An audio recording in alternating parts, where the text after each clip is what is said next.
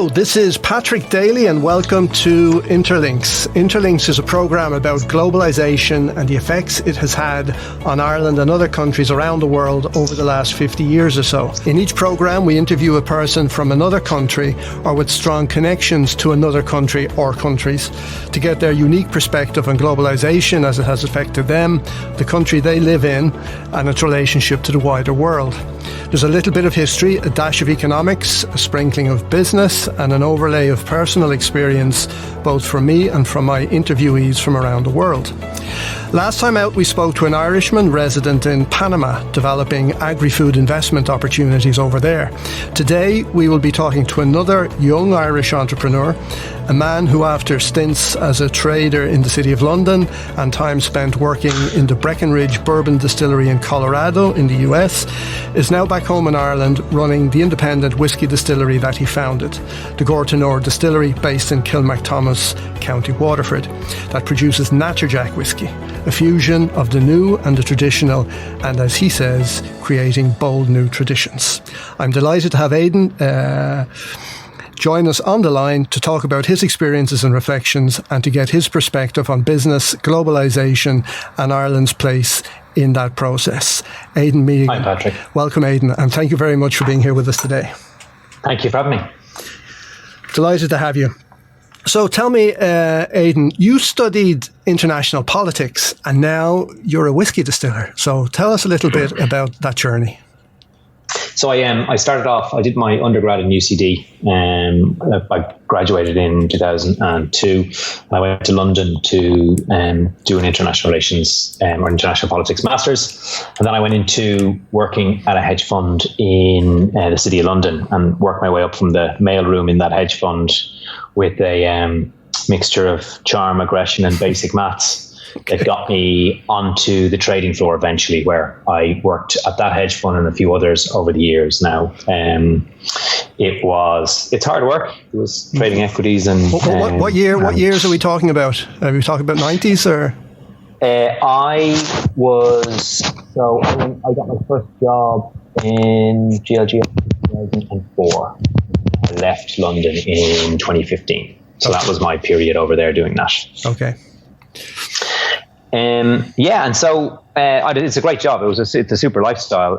But I decided I wanted to try and build something, and so I'd maybe had enough of looking at a screen and never really being able to hold anything tangible. And so I really wanted to produce something. So I handed in my notice to it was a great organization and a super team and some really great people. And I went off to try and find out what I wanted to do, and not to find myself, but I was actually off on a holiday with a friend, and we were in Detroit, and we went into a distillery called the Two James Distillery in Detroit. And from there, once I went in there, I knew what I wanted to do. It was an incredible facility overlooked by the derelict railway station in Detroit, a town that's gone through a very difficult time. But these guys were just doing what they loved, making whiskey, and it was an incredible time. And so I came away from there knowing what I wanted to do. And now I'm here. Okay. And what about the journey to Breckenridge? How did that happen? So I was, one thing I realized when I started this was that I knew nothing about distilling whiskey. So I needed to go and find the expertise to do that. And so I went and booked into a couple of courses. I did a distilling course in London in the School of Brewing and Distilling. And then part of that was going to a talk on how to distill bourbon. And I went to that in Louisville. And Jordan Vaya, who's now a partner in the business, was giving that talk. And after the talk, I met him in the car park. He happened to be walking through the car park of the hotel where the talk was on. He was looking wistfully off the mountains. And it turned out he just sold his business. And I said, can I buy you a drink to celebrate? And so we went. I chatted him through the project. He liked the idea of it. He'd never worked on Irish whiskey before. He's got a long history in whiskey, but never in Irish whiskey. And he said, what do you need? And I said, I need to work at a distillery. He said, okay, pack your bags, come to Breckenridge. So I moved to Breckenridge for a little over a month and worked at the distillery 2 shifts a day, working out exactly how you make whiskey. Okay.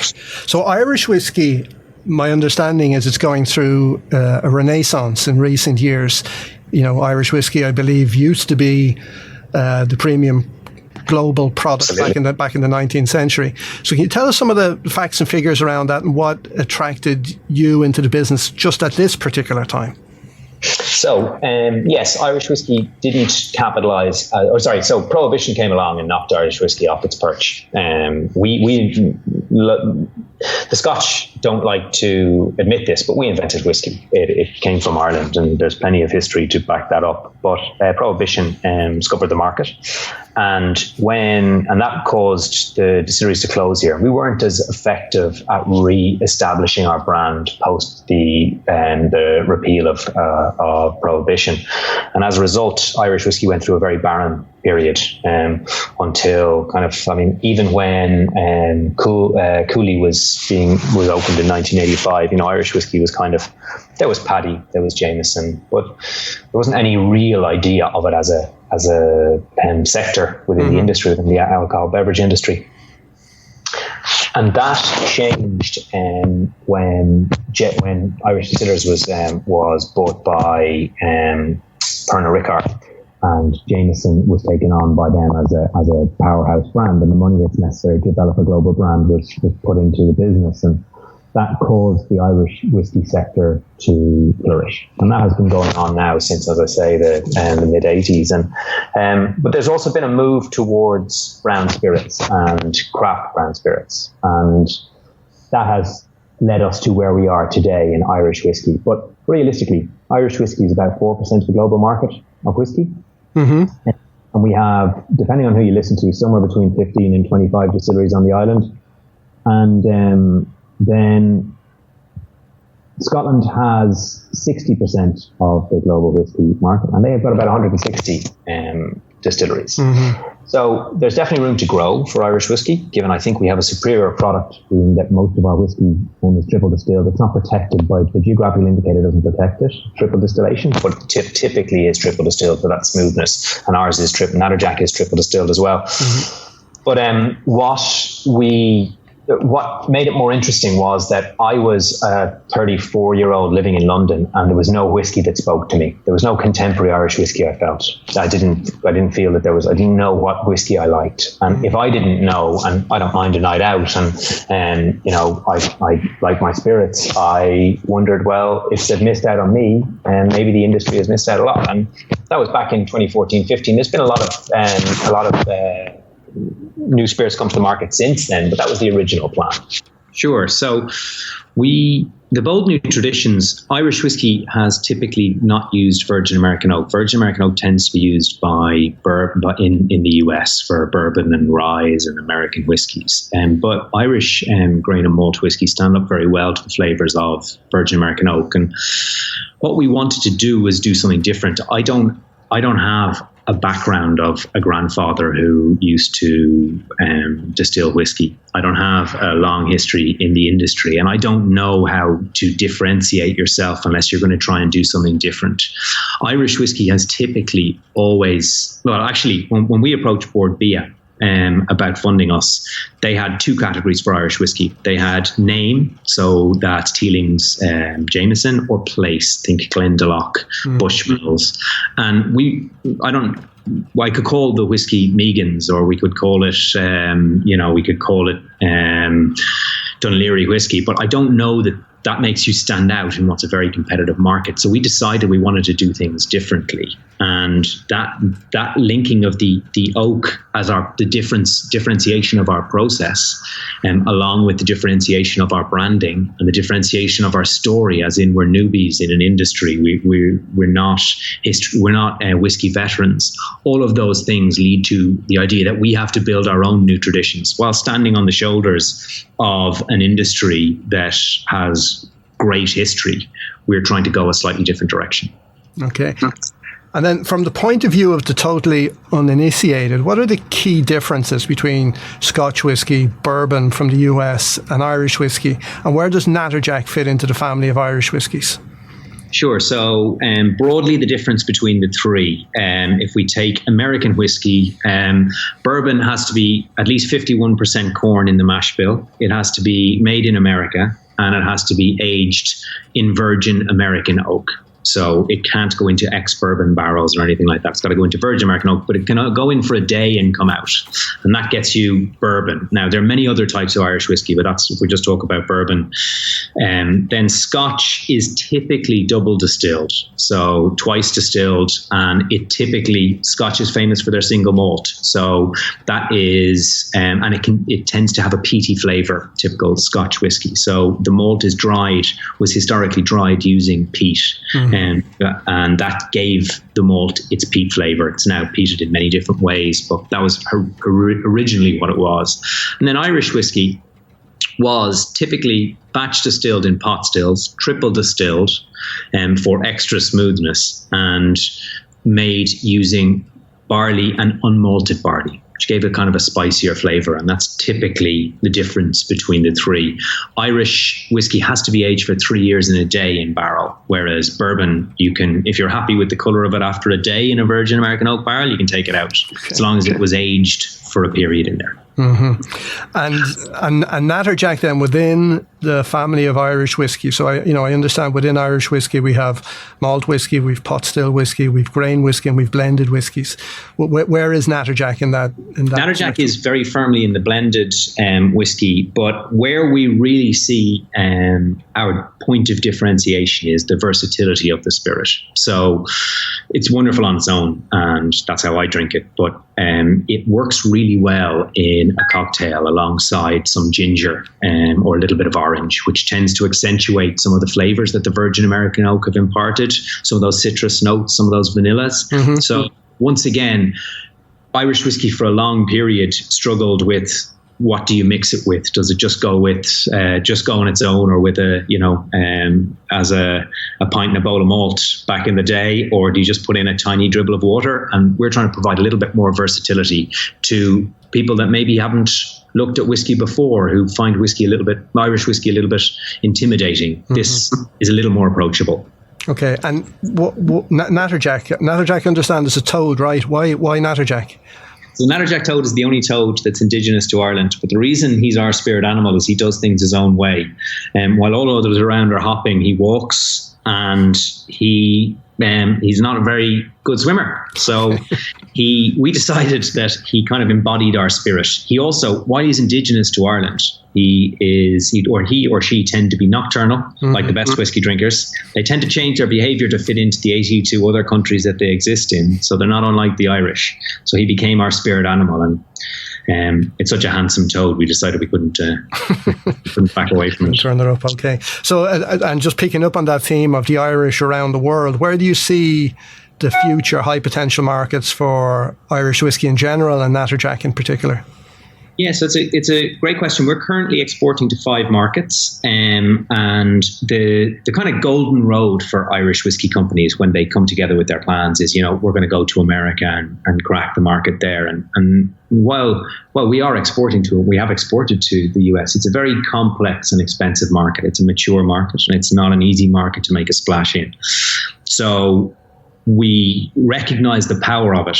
There's a lot of Irish whiskey consumed over there, but that's not necessarily the immediate growth path. We've had interest from China, from Australia, from Central Europe, from Germany.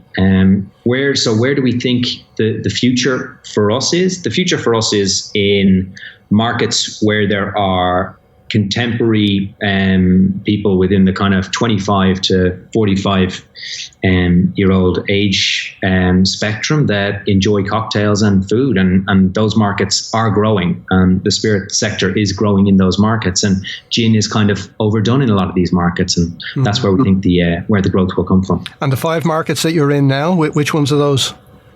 So we have shipped to the US, to China, to Trinidad, to the UK, and the 5th market escapes me currently. I'll think of it in a second. Sorry. Germany, Holland, one of those? That's embarrassing. I can't think of the 5th. So Italy, excuse me. Italy, okay. No, Italy. So what kind of challenges have you faced in terms of logistics, in terms of compliance with local legislation, tax, and having a commercial presence in accessing those markets so far? So, excellent question. The logistics, this is a logistics and marketing game. The logistics are difficult. We faced challenges over how to put together a group, like a small number of pallets to a market where you're not taking an entire container. We're a small company, and that provides its problems as well. We have some help with the logistics side of it with our bottling company Mary's down in Clonmel, who have a lot of experience in this area and have held our hands and stopped us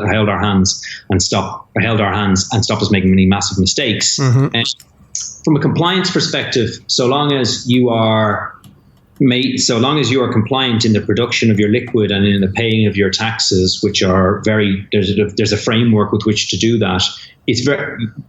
As long as you're compliant with those, it's hard not to be compliant. Mm-hmm. It's pretty straightforward. You pay your taxes and your production is what you say it is. And once that's the case, well, then things are pretty straightforward. The geographical indicator of Irish whiskey kind of stops any grey area there. And the commercial presence in accessing the markets is an interesting one. There's two models you can go down. You can put boots on the ground yourself, and you can then have a distribution partner in country to whom you pay a smaller margin, and they're effectively a delivery company. But if you don't have the resources to put people on the ground and put a lot of people on the ground, what you can do is you can work with distribution companies who take a larger margin, but they then represent your brand in country and get it into the right bars and get it into the right hands and get it to the right events. And that's the model we have gone with, whereby we give up margin in order for a distribution company to be our boots on the ground in the near term. Mm-hmm. And do you find is that a process of trial and error? Because I can imagine, at first you find a partner, and then when you work together, it might work, it might not. What's your experience been? Yeah, and it's a question of control. So we've always said we're going to build the brand slowly and properly, because what you don't want to have happen is your distribution company gets annoyed with you or it doesn't move quick enough or something like that, and you end up in the wrong bars or discounted to below a ridiculous price, and then you have brand erosion, and mm-hmm. that's a really big problem. So you put in place agreements with your distributors in relation to how the brand is treated within market, and if that's breached, well, then you no longer deal with them. And we've been lucky so far. So in terms of the business then, in the coming years, what are your goals and ambitions for this business?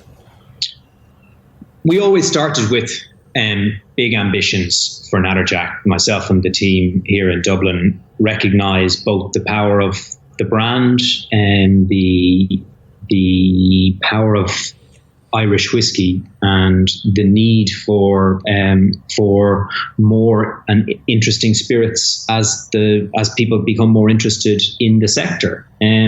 What our ambitions are to increase at a steady rate. We're not going to go to too many markets too quickly, but at a steady rate, increase our international exposure and make Natterjack synonymous with Irish whiskey. How does that look for us? I would say if we're in 8 markets by halfway through next year, so 3 more from where we are at the moment, we'd be pretty happy. But sales are going pretty well in Ireland at the moment as well, and Ireland is the 3rd largest Irish whiskey market. So it's not to be sniffed at, that we need to focus on home as well. Sure. And then looking abroad, if we were here a few years ago, we'd be saying, globalisation is advancing at pace. The world is your oyster, but things have kind of changed since 2016 with protectionism and Brexit and Trump and so on. So you're an international politics graduate, former City of London trader. You now have entrepreneurial experience. So what's your own particular view on where we are with economic globalisation? Where do you see it going from here? I would hope that we can get back on track with more understanding, more equality, more moves towards a freer movement of commerce and people globally. I think the shift that you're talking about since 2016 is very concerning. However, we've been around long enough to understand that these things are cyclical. There's moves in the opposite direction now, reactions against the kind of the tariff lading. We're in a turbulent time, but we were in a turbulent time in 2008, 2009. We come through these things.